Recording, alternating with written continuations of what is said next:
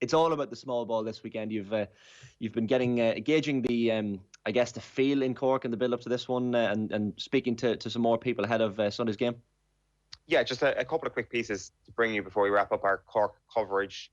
Just the last couple of days obviously has been a massive sort of moment for Cork in general, because they know that they were going into 3 big matches over the course of the next few days. The first one is done and dusted. They are under 20 All-Ireland hurling champions, and one of the members of their coaching team is Donal O'Mahony. He's an interesting guy to talk to because of the fact that he's also working in the Christian Brothers School as well, which is responsible for so many of the new hurlers in that team, and they seem to really have got their house in order. So celebrations were well underway yesterday, but he kindly met up before he went celebrating. Have a look at this. OTB AM. First things first, Donal, congratulations. How have the last 24 hours been? Super. Sure, everybody goes up 3-0 winning on Ireland. It's been a fantastic 24 hours at this stage, I suppose. It's still sinking in, really. We're up more hope than expectation. The fact that we want to know is still sinking in, so it's a sense of contentment today, I suppose. It's no surprise to people like you, I'd imagine, who've seen the development of Cork hurling over the last few years. I suppose in the interviews they've been doing recently, I said a lot of it was about foundations. We were kind of, if you look at the houses, we were changing the roof, and the foundations need to be changed. The foundations to be with the schools. The last number of years, Dublin Christians, we've played the last 2 Harty Cup finals. We've been CBS 1 Harty Cup final.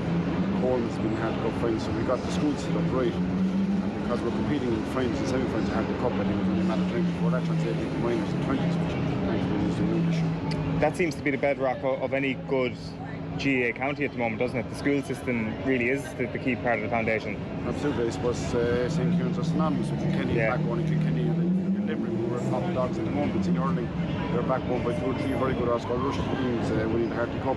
And that's the platform for us then, that we looked at that as well in our place, and we said that we need to get the Harty Cup right. And we have, and we've got a good geographical spread across Cork, CBS and East Cork, St. Combs and North Cork, and ourselves Christians in the city. So there's good hurlers going to these schools playing at the top level. The transition from that into county level is that bit easier. The similarity with Ardscoil Reach as well is that Christians could be seen as a rugby school by a lot of people, as Ardscoil would be as well. So was that a challenge at all? Massive, yeah. We're a rugby school and we have been for over 100 years. So it was a brave decision by the principal at the time, Dr. Larry Jordan, to go into hurling. But we're based in the middle of the city, and I think he was looking at it. I mean, we passed people to Farnferson. When I was growing up, it was Farnferson's. Northman were the main Harty Cup schools in Cork City. I was in the Harty Cup. Farnferson's closed at the moment. Northman are still a very good hurling school, but we just felt there was a niche in the market for a hurling school in the city. There were hurling families, and there's great hurling families in Cork who send their kids. And because we provide the academics, the Christians was a good fit. And thankfully that's come to fruition now, that you've really good at spurring young hurlers inside the city are coming to us because they want to play Harty Cup hurling, because they see that the pathway to county hurling. Do you think the senior success so far this year is as a result of that as well, or do you think that the work you've done will actually take a couple of more years to see the results of that senior level? I think both, to be fair, like there's a couple of tangents. The clubs have been massive work. There's some fantastic coaching done on underage. Red Loaf was taking an awful lot of credit. They revamped there a couple of years ago. Over in Cork, the club, Marine was very much involved in that as well, and a lot of strategic thinking went into their plan, and that has developed really well as well. And definitely the schools have a massive contribution to success. Their question, is it too early? I don't know, we'll see after Sunday. Yeah, it's the Cork under 20 boss, Donal O'Mahony, chatting to your cell phone. Yes, indeed, and just apologies about the sound quality on that, but we are going back indoors next to the nice warm sounds of Johnny Hayes. Now, Johnny Hayes is somebody who Colin Buhig, our colleague here in Off the Ball, recommended to me. He's somebody his father would have known quite well, and in the Blackrock area of Cork, Johnny Hayes is known as the doyen almost of great former Cork teams, and obviously plays to an extremely high level himself. But when it comes to the Cork teams, when it comes to the makeup of those clubs, his knowledge is second to none. So we spoke for a while, but here's the section where we spoke about the great Christy Ring. He had the skill to burden. Right. Ring had the skill to burden to beat players, and they had to be. It mightn't be as fast, but he was the belly dancer. He could sidestep, and he could do this and he could do that. I mean, he scored fantastic scores. I mean, Well, he was on his 9th medal in '56, and you know, there was only a puck of the ball with him in the end, and they shorted him off the field that day. Nick O'Donnell and Rackard, and I think Neville was there. No, Tom Neville was on that team.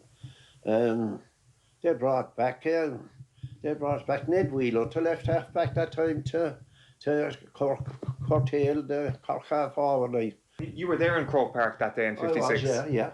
I was in there, and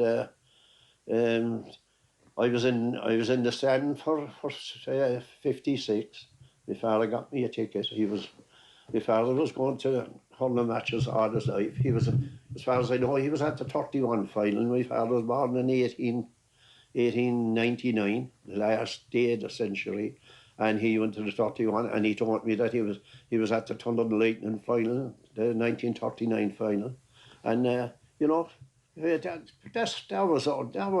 was people's lives all down through the years. And I'm the same. I'm going to Croke Park since '53, and if I went every year now, I'd be going 68 years to Croke Park, and I intend going on Sunday and hoping for a win.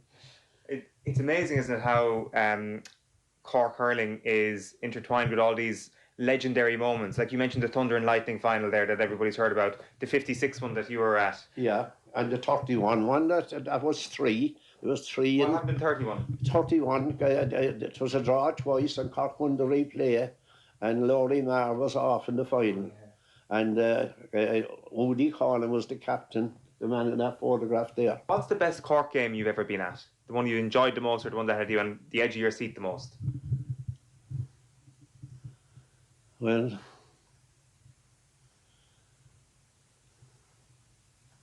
it's very, very hard to pick one. I was young in '56 when Ring got the 3 goals. I mean, the Limerick crowd were roaring and shouting. They thought they had the match won, and by God, to see them 3 goals going in was unreal. This was the Munster final in 1956. That was the Munster final in '56 against Limerick, and the Ring was held scoreless for barely 50 minutes. But he won the game, and he won the game. You never have a winner until the final whistle. We know that in every sport. So he scored 3 goals in the last 20 minutes. 3 goals in the last 10 minutes. 10 minutes, sorry, yes. Yeah. 3 goals and a point, I think he got. Yeah. And what happened? What did he change? Did he just decide to take it seriously? Ring would come out from the corner, and he'd come out between the centre back and the centre forward, and you know, if he got a sniff of the ball, and if he got on the sole run, you wouldn't stop him. I mean, he wasn't a big man now, but he had fierce speed and skill, you know.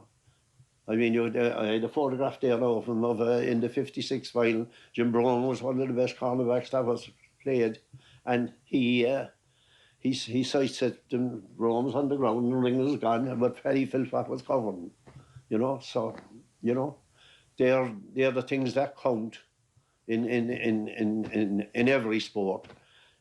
Covering people getting cut out, you know.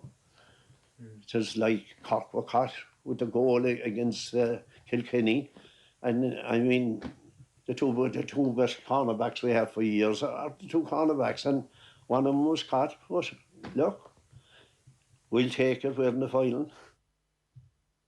Great memories there, Eoin. What a memory as well he's got. Like going to Croke Park, as he said, for 60 odd years. Johnny Hayes, what an incredible man. Yeah, and an unbelievable collection of photos as well. Really high quality photos of Christy Ring as well, which never really seen before. And even in some of the photographs where he's in his civvies, it's actually hard to recognise him, where it's like, oh, is that actually what he looks like? Because it's like you just recognise the man and the great photos of him in his Cork gear and all that. So that was an interesting chat. There was a couple of different pieces there that you could have done, considering his knowledge was so wide and so in depth. But that is Johnny talking about Christy Ring and about those games in the 1950s in particular, which is just a brilliant era for hurling. The next thing I want to bring you this morning is another piece I did out in Kilbrittain. So before I caught up with Jamie Wall, he advised me to go down the road and speak to a guy called Francie O'Brien. And Francie is somebody who's been involved with Kilbrittain for a long, long time as well, and had some incredible stories to tell. The piece I want to play this morning is about the connection between the GAA and republicanism in West Cork during the War of Independence in particular. Here he is talking about that. It was like a religion, really, in my father's time, like.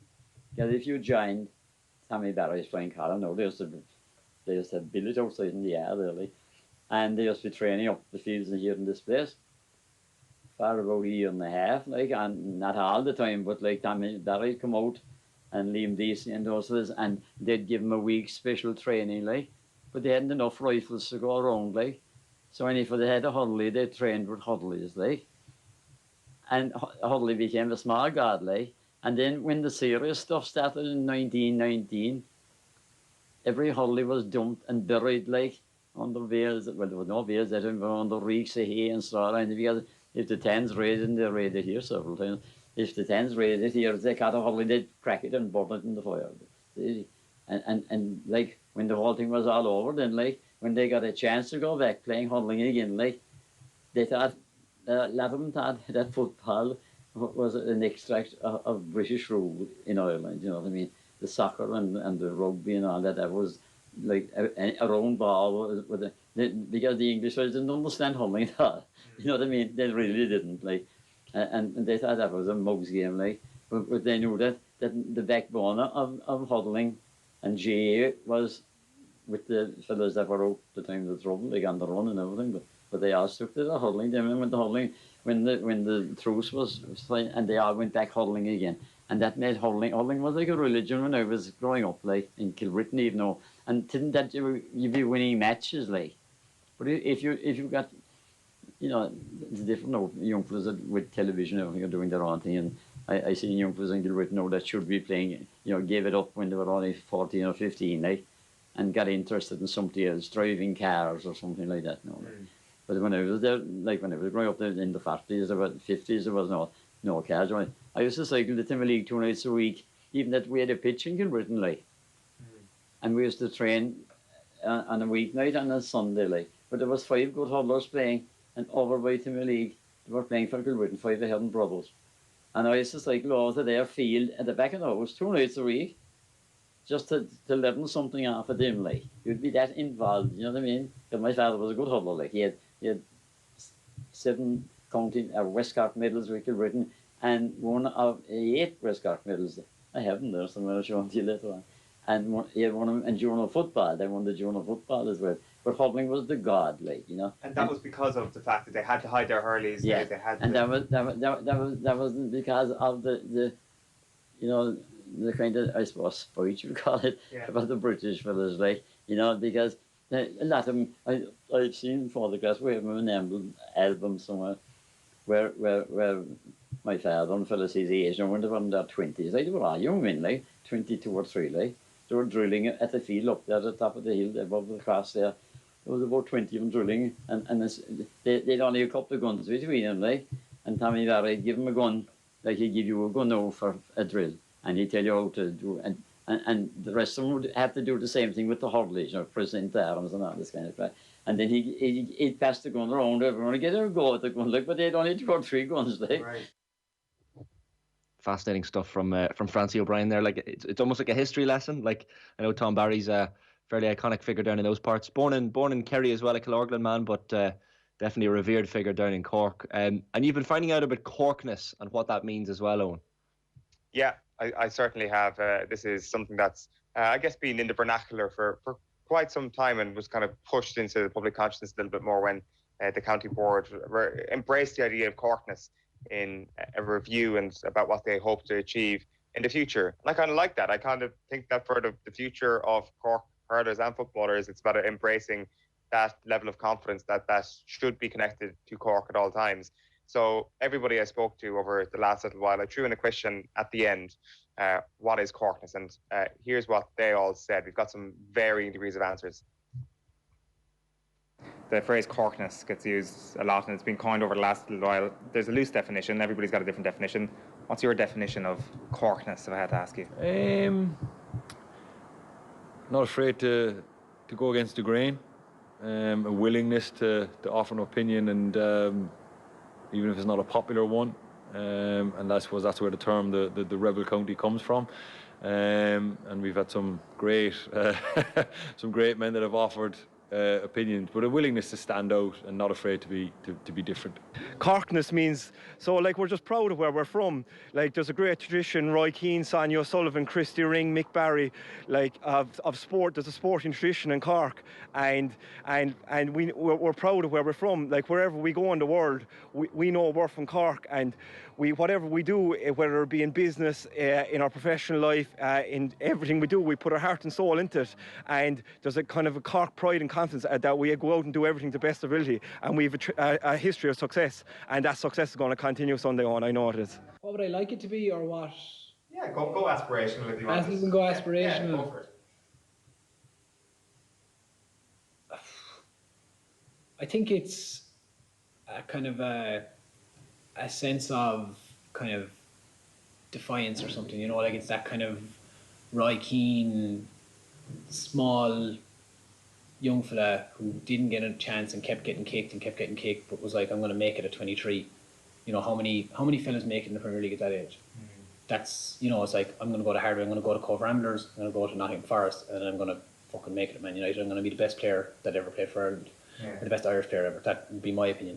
Like, that's what I would like it to be. It's that kind of, you can keep kicking me as much as you want, but I believe I'm good enough. Like, because, you know, the one about the Cork man with the inferiority complex, who only thought he was as good as everyone else. But it's not a well, what I want it to be is, it's not a false confidence. It's not a cockiness. Yeah. It's a confidence. You know, it's an actual, like, I'm going to be better than you because I'm going to work harder at it. You know, not I'm better than you just because I am. Sure. And I think, and I don't think there's anything wrong with that attitude. And if that's your attitude, like, that's, I would say that's possibly carryness as well. Yeah. When it comes to football, you know, we are going to be better than you, but we're also going to work fucking harder than you at it. That's why we're going to be better than you. Yeah. And then we're going to be better than you, like, you know. That's what I'd like it to be anyway. I think Corkness is a number of things. I think number one, we have a genuine passion for what we do, and we put our heart and soul into everything that we do. I think number two, Corkness stands for community, you know. Everyone rows around everyone, and you can see that in the spirit of Cork hurling at the moment. And number three, you know, I think it's just soul, spirit, and, you know, momentum, that we put our hearts and souls behind everything. So, cockiness, no, Corkness, not cockiness. She's no, there's nothing, no connection. I thought you were saying cocky or something. Yeah. Cockiness, what can you say? For Corkness for me, like, it's colours and banter, and, you know, like, it's all this regalia and all that, like. That's what Corkness means to me, you know.